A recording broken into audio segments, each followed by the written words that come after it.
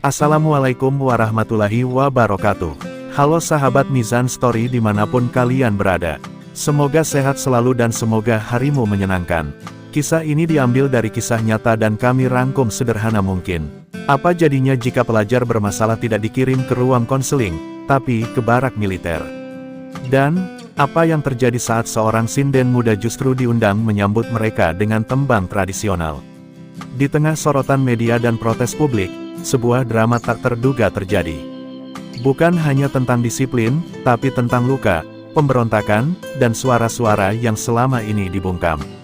Inilah kisah fiksi yang mengguncang hati, Jabar Gempar, Niken Salindri dan barak para pemberontak. Sebelum kita lanjut, mari kita bersama-sama mengucapkan sholawat kepada Nabi Muhammad, sebagai bentuk kecintaan kita kepada beliau. Allahumma sholli ala Muhammad wa ala alihi wa sahbihi ajmain. Semoga dengan sholawat ini, kita mendapatkan berkah dan syafaat dari Rasulullah di dunia dan akhirat. Amin ya robbal alamin.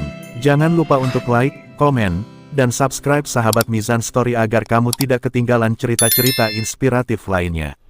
Beginilah kisahnya. Langit Kediri sore itu berwarna tembaga, ketika suara gamelan lirih mengalun dari pendapat tempat Niken Salindri tengah berlatih. Suaranya menggetarkan udara, menghidupkan bait-bait tembang klasik dengan ketulusan yang langka di usia semuda itu. Namun alunan itu terputus ketika asistennya datang tergopoh-gopoh membawa sebuah surat bercap resmi. Ini dari Gubernur Jawa Barat, ucapnya terengah. Niken mengernyit, tak percaya.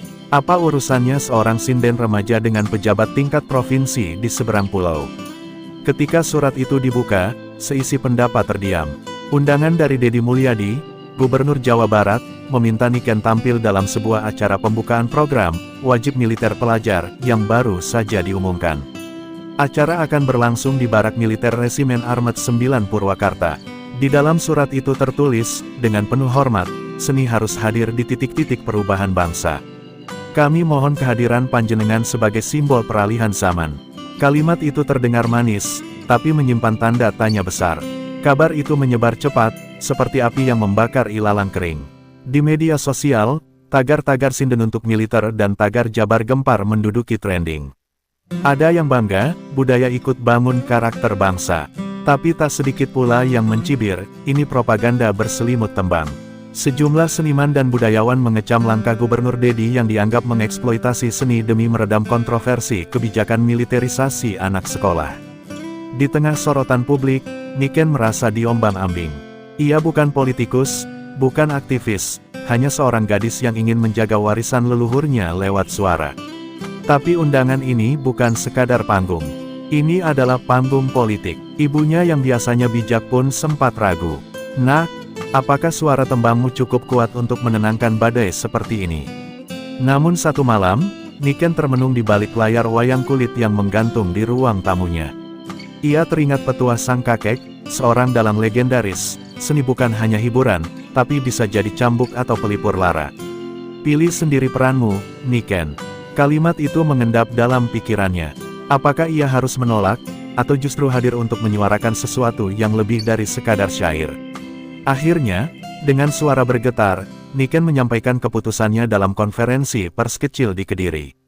Saya akan hadir, bukan untuk mendukung atau menolak, tapi untuk membawa suara warisan budaya kepada anak-anak yang mungkin sedang kehilangan arah. Biarlah tembang ini menjadi saksi. Ucapannya menyentuh banyak hati, namun juga menuai lebih banyak tanya. Siapa sebenarnya yang akan menggunakan suara Niken nanti, bangsa, atau kekuasaan? Sementara itu, di Purwakarta, tenda-tenda barak sedang dipersiapkan. Panglima Batalion berlatih menyambut tamu istimewa. Dan di balik dinding-dinding bisu barak, 39 nama siswa yang akan dijemput TNI mulai dipanggil satu persatu. Mereka belum tahu, bahwa sebuah tembang akan menjadi pengiring langkah pertama mereka menuju kehidupan yang tak lagi sama. Di tengah riuhnya pro kontra dan opini publik yang saling bersahutan, sosok Deddy Mulyadi berdiri tenang di hadapan puluhan kamera dan mikrofon. Aula pemerintah Provinsi Jawa Barat dipenuhi wartawan, aktivis, dan pejabat daerah. Dengan mengenakan ikat kepala khas Sunda dan jas hitam bercorak batik parang, Deddy membuka pidatonya tanpa teks. Bangsa ini tak akan kuat hanya dengan ilmu. Karakter harus ditempa. Jika rumah dan sekolah gagal, maka negara harus turun tangan. Suaranya mantap, menyapu ruangan seperti dentuman genderang perang. Ia tak gentar sedikit pun dengan kritik yang membanjiri kantornya. Baginya, sudah terlalu banyak generasi muda yang hilang arah, terjerumus narkoba, geng motor, tawuran, bahkan kriminal. Anak-anak kita ini bukan musuh, katanya, mereka adalah korban zaman. Tapi jika dibiarkan, mereka akan jadi ancaman.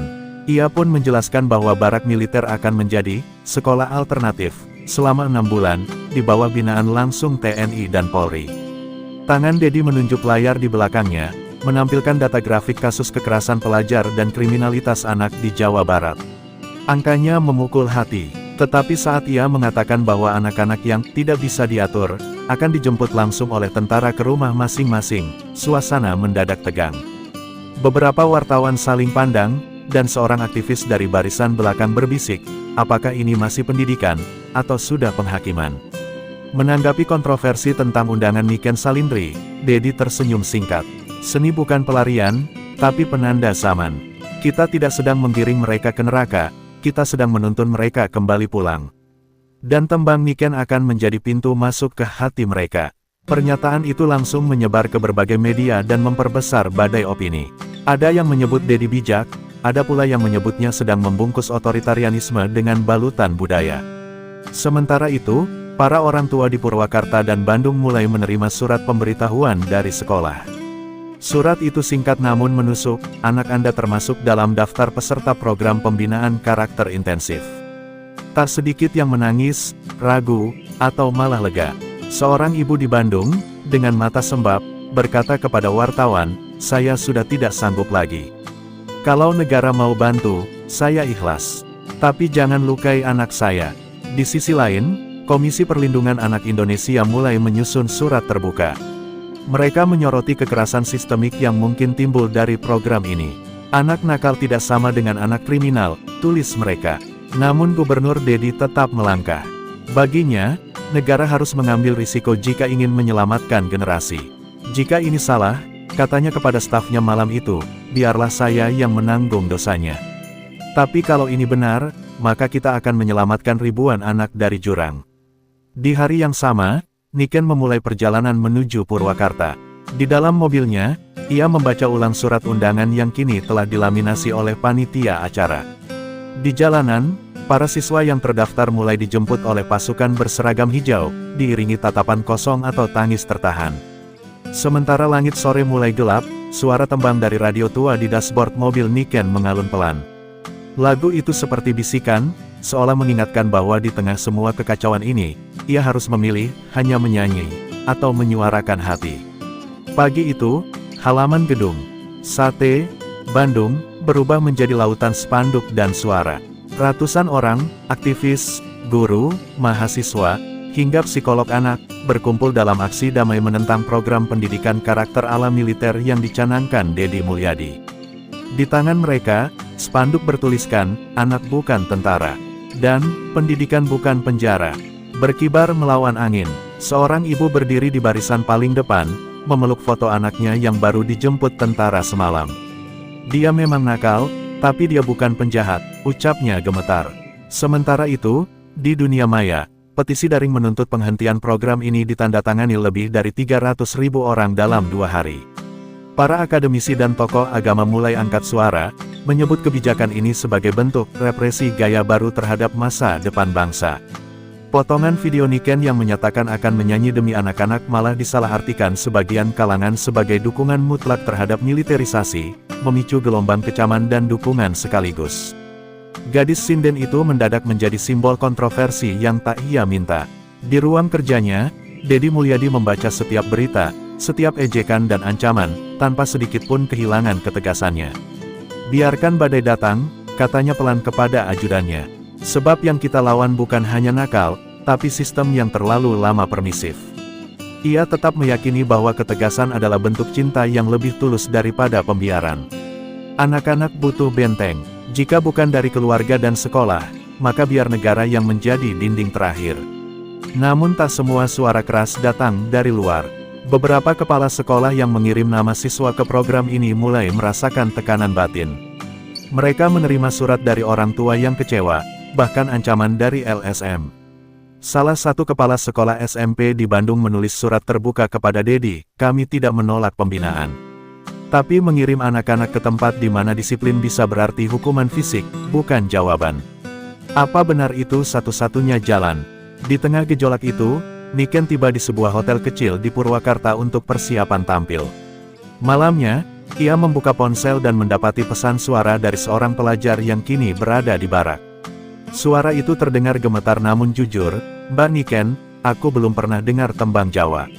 Tapi katanya besok Mbak mau nyanyi. Jangan nyanyikan lagu sedih ya. Aku udah cukup takut." Hati Niken tergetar. Malam itu, ia menangis diam-diam. Ia sadar, dirinya bukan sekadar pengisi acara. Ia adalah jembatan antara dua dunia, suara dan senjata. Beberapa tokoh nasional mulai mendesak pemerintah pusat untuk turun tangan.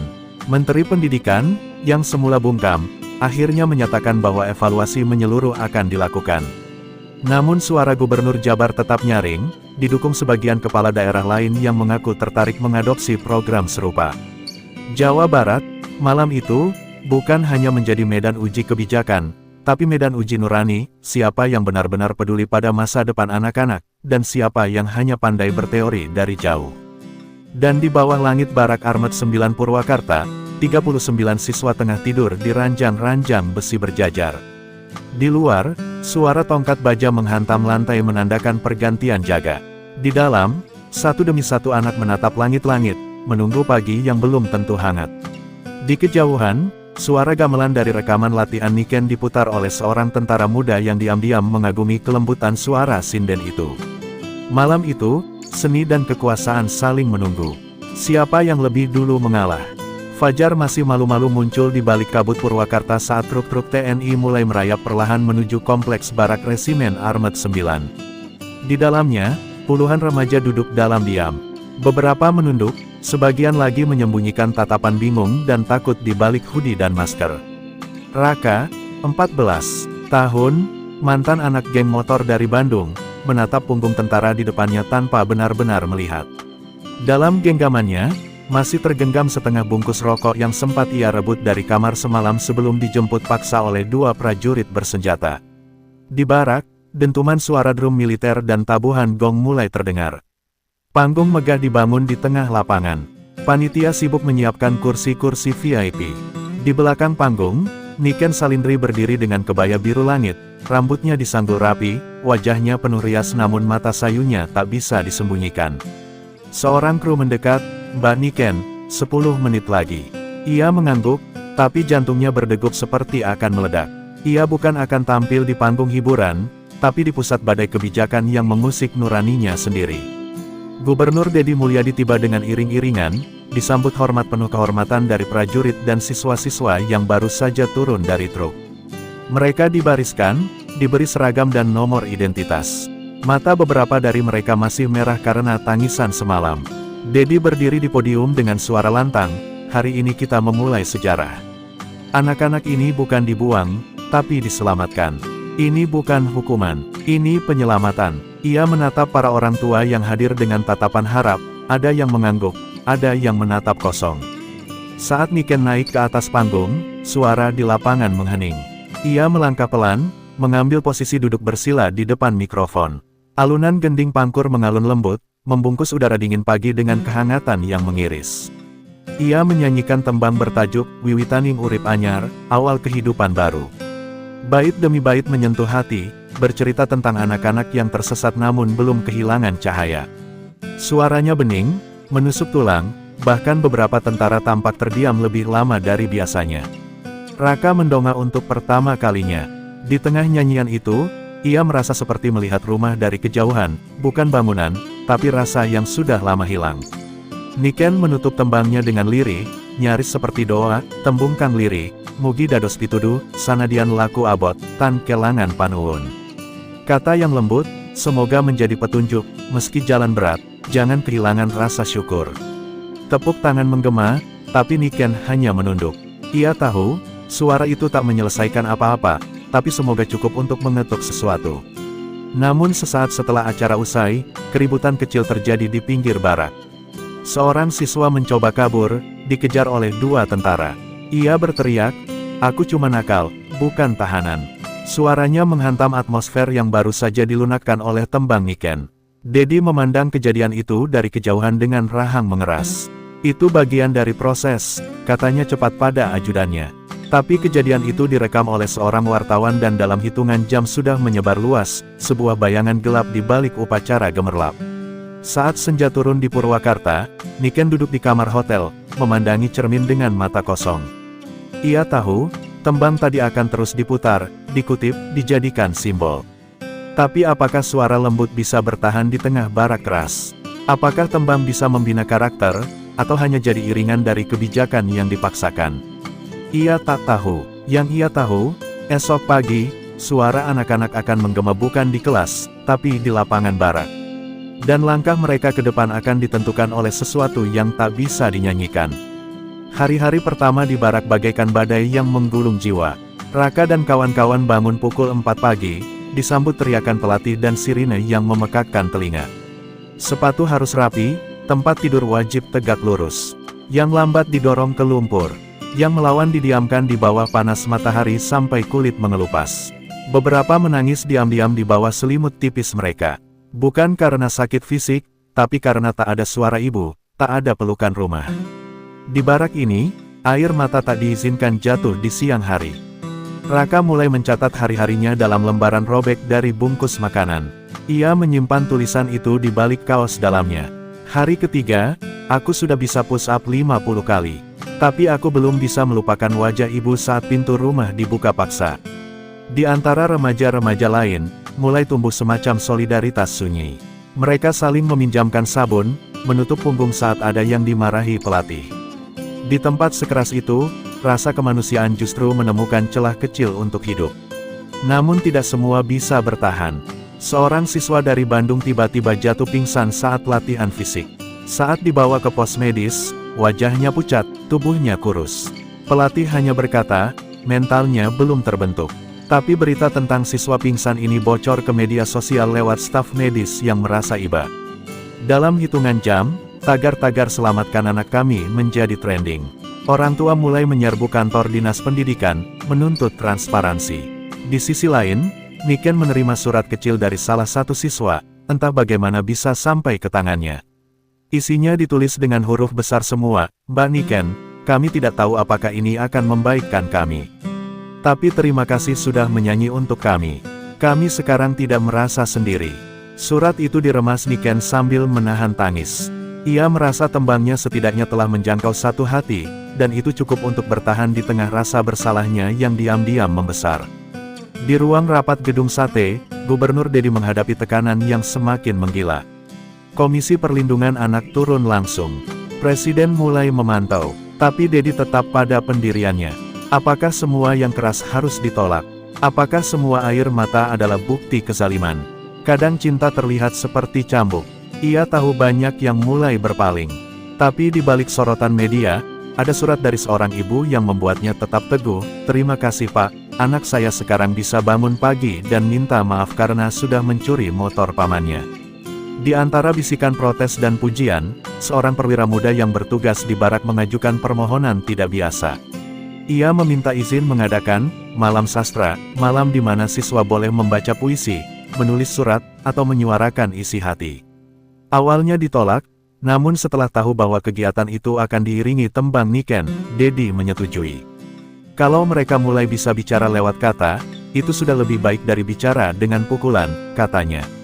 Malam itu, untuk pertama kalinya, barak tidak hanya dipenuhi suara teriakan dan perintah. Lampu dipadamkan setengah, api unggun dinyalakan, dan satu persatu siswa membaca puisi mereka. Tentang ayah yang tak pernah pulang. Tentang teman yang ditusuk di gang kecil. Tentang cita-cita menjadi orang yang tak ditakuti. Di sela-sela itu, suara gamelan kecil mengalun, dan Niken menyanyikan lir-ilir dengan mata berkaca-kaca. Di tengah tanah yang keras, bunga mulai tumbuh. Tapi entah berapa yang akan tetap hidup sampai akhir masa pembinaan. Pagi di Barak Armet 9 Purwakarta tak lagi sekaku hari pertama. Anak-anak mulai terbiasa dengan rutinitas, bangun sebelum subuh, lari mengelilingi lapangan, makan dalam waktu 7 menit, dan baris berbaris di bawah terik matahari. Tapi di balik keteraturan itu, satu persatu retakan mulai terlihat. Seorang siswa, Rio, mendadak membentak pelatih dan melemparkan sendok ke lantai. "Gue bukan robot, gue cuma pengen sekolah, bukan disuruh jadi tentara." Tindakan itu membuatnya dikurung di ruang isolasi kecil selama 2 hari, tanpa kontak, tanpa suara, tanpa cahaya. Isu mulai mencuat bahwa ada siswa yang diam-diam mengalami tekanan psikologis berat. Salah satu pelatih menemukan catatan harian milik siswa perempuan bernama Dita. Berisi tulisan, "Kalau hari ini aku tidak kuat lagi, aku tidak akan bangun besok." Pelatih itu, yang diam-diam juga seorang ayah, melapor ke komandannya. Tapi laporan itu ditahan di tingkat internal. "Jangan sampai bocor," katanya. "Ini bisa jadi peluru bagi media." Tapi nasi sudah hampir jadi bubur. Dita benar-benar dilarikan ke rumah sakit esok harinya setelah ditemukan pingsan di toilet dengan luka sayatan kecil di tangannya. Sementara itu, tekanan dari luar makin menghimpit. Sebuah lembaga internasional yang peduli hak anak mengeluarkan kecaman resmi kepada pemerintah daerah Jawa Barat. Dunia mulai menoleh ke Purwakarta dan Bandung dengan kening berkerut. Tapi Deddy Mulyadi tetap tampil percaya diri di televisi nasional. "Kita tidak bisa membentuk generasi tangguh dengan pelukan saja. Kadang mereka butuh dibenturkan dengan realitas. Saya siap bertanggung jawab." Di balik panggung itu, ia semakin kesepian, namun tidak goyah. Ia percaya badai ini adalah bagian dari ujian sejarah. Niken, yang kini kembali ke Kediri, tak bisa tidur sejak menerima kabar tentang Dita. Ia merasa terlibat, walau tak tahu bagaimana.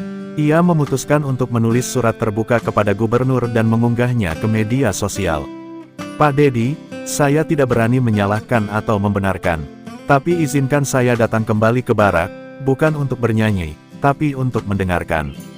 Sebab kadang, suara mereka hanya bisa terdengar oleh yang mau diam."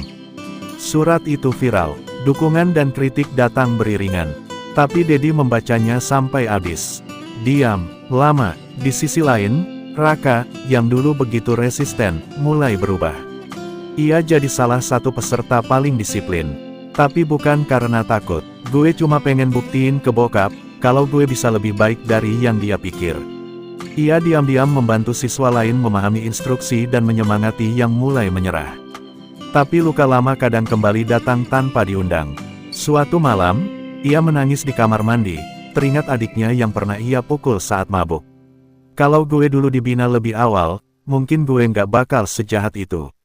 Malam itu, surat-surat rahasia para siswa yang selama ini dikumpulkan untuk kegiatan sastra malam akhirnya dibaca oleh beberapa pelatih. Ada yang tertawa getir, ada yang termenung.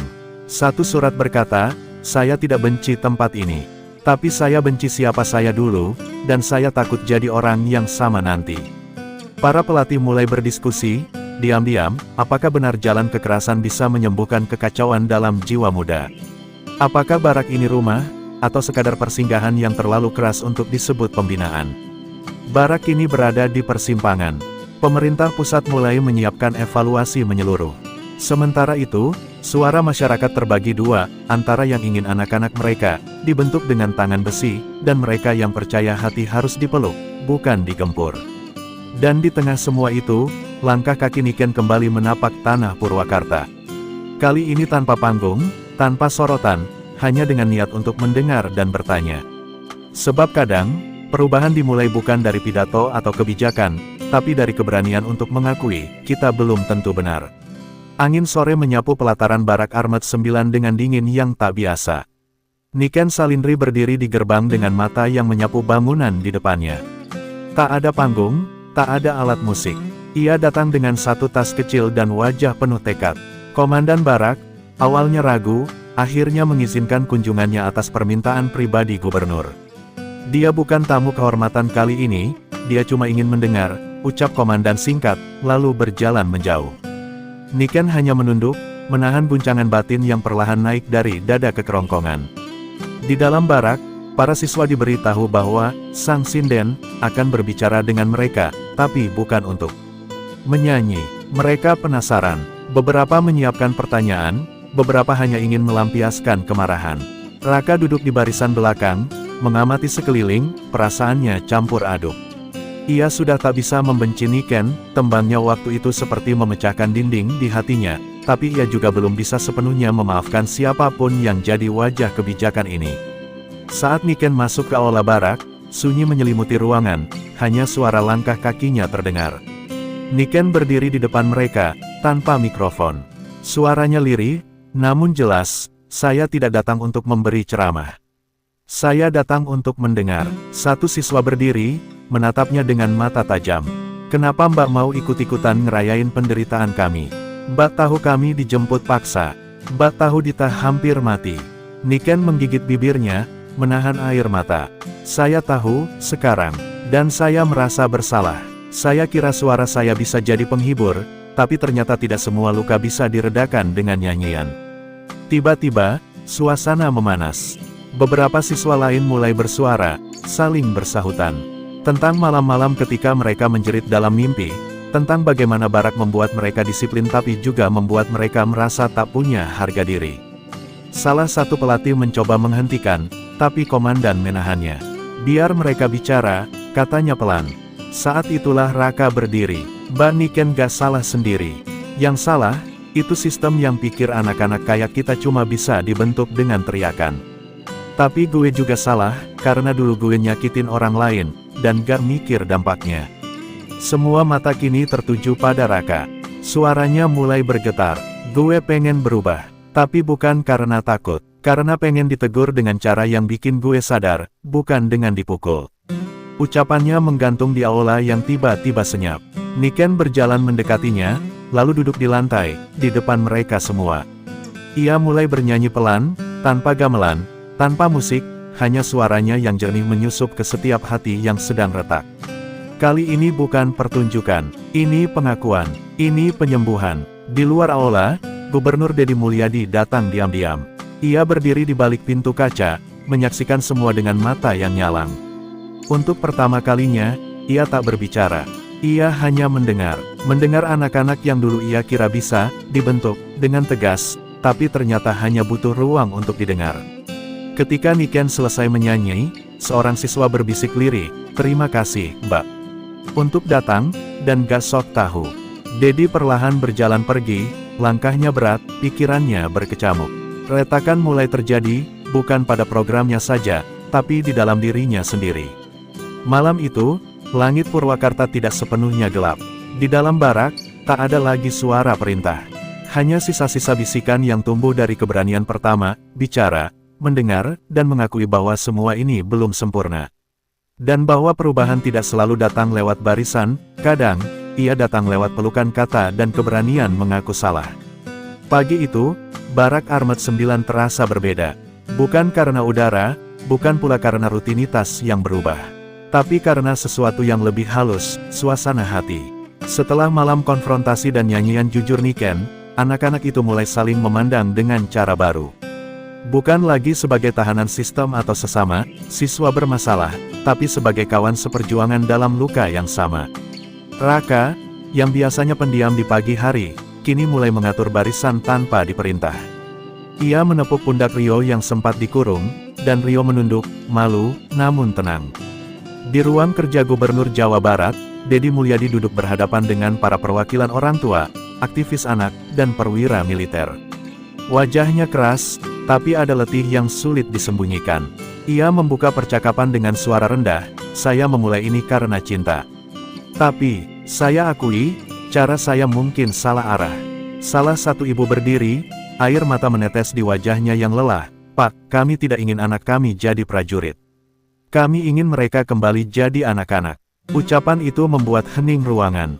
Deddy mengangguk pelan, dan untuk pertama kalinya, ia berkata, "Saya akan revisi program ini." Keesokan harinya, konferensi pers digelar. Deddy Mulyadi mengumumkan bahwa program pendidikan karakter ala militer akan dihentikan sementara untuk evaluasi menyeluruh. Ia berjanji melibatkan psikolog, guru, dan tokoh masyarakat dalam merancang pendekatan baru. "Kita bukan mencetak pasukan, kita membentuk manusia," katanya, kali ini tanpa naskah. Media pun menyambut dengan judul tajam, sebagian menyindir, sebagian memuji. Tapi publik tahu satu hal, pemimpin itu akhirnya mendengar. Sementara itu di barak, surat keputusan tiba. Para siswa akan segera kembali ke sekolah formal, dengan pendampingan khusus selama 6 bulan ke depan. Tidak semua bersorak. Beberapa bingung, sudah terlanjur terbiasa dengan sistem keras ini. Namun pelatih mereka berkumpul malam harinya, memberikan pesan terakhir. Kalian bukan anak-anak gagal, kalian hanya anak-anak yang sedang mencari bentuk. Dan kami minta maaf kalau cara kami melukai. Tangis pecah di antara para pelatih dan siswa. Tidak lagi ada garis antara pendidik dan yang dididik. Hanya ada manusia, yang saling belajar. Niken kembali ke panggung di Gedung Kesenian Jakarta, tapi ia tidak menyanyikan lagu gembira. Ia membawakan lagu duka tentang anak-anak yang pernah terasing, tentang suara-suara kecil yang akhirnya didengar. Penonton berdiri, bukan karena harmoni, tapi karena keberanian. Dalam wawancaranya, ia berkata, "Saya tidak mengubah kebijakan, tapi saya percaya suara lembut bisa mengguncang tembok yang keras. Kalau kita berani mendekat, mendengar, dan mengaku salah, maka kita masih punya harapan." Raka pulang ke rumahnya di Bandung diantar dua pelatih yang dulu paling keras padanya. Ibunya menyambut dengan peluk tangis yang tak bisa dibendung. Di dalam kamar, Raka mengambil foto adiknya dan menempelkannya di meja belajar. "Mulai sekarang, gue janji jadi kakak yang lo pantas punya," bisiknya. Ia kembali ke sekolah bukan sebagai anak yang ditakuti, tapi sebagai anak yang pernah tersesat dan tahu cara kembali. Beberapa temannya juga mulai berbagi cerita di kelas, dan perlahan, stigma anak bermasalah mulai memudar. Purwakarta, Bandung, dan Kediri jadi saksi bahwa luka sosial tak bisa diselesaikan dengan cambuk semata. Kadang, yang dibutuhkan hanyalah ruang untuk menangis, bicara, dan dimaafkan. Program itu berakhir, tapi tidak sia-sia. Karena dari reruntuhan niat yang terlalu keras, tumbuh benih kesadaran bahwa mendidik bukan tentang membentuk barisan, melainkan menemani mereka yang rapuh, hingga mereka bisa berjalan dengan kaki sendiri. Dan disinilah kisah itu berakhir, bukan dengan gemuruh tepuk tangan, tapi dengan bisikan lembut yang akhirnya didengar. Dan begitulah akhir dari kisah ini, kisah tentang benturan antara niat baik dan kenyataan pahit. Tentang pemuda-pemudi yang dicap nakal, tapi ternyata hanya haus akan pengertian. Tentang seorang pemimpin yang akhirnya belajar mendengar. Dan tentang suara seorang sinden muda, yang lembut namun mampu mengguncang tembok kekuasaan. Di balik disiplin yang kaku, ada jiwa-jiwa rapuh yang hanya ingin diberi kesempatan kedua. Karena mendidik bukan tentang menaklukkan, melainkan tentang menuntun dengan hati. Cerita ini sepenuhnya adalah karya fiksi. Semua nama, peristiwa, dan tempat hanyalah rekaan belaka dan tidak dimaksudkan untuk mencerminkan individu, kebijakan, atau institusi tertentu secara nyata. Tujuan dari cerita ini adalah untuk menyampaikan pesan moral dan menggugah empati terhadap isu sosial yang relevan.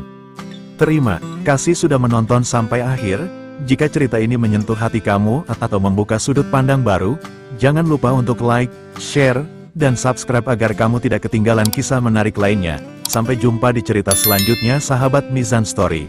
Wassalamualaikum warahmatullahi wabarakatuh.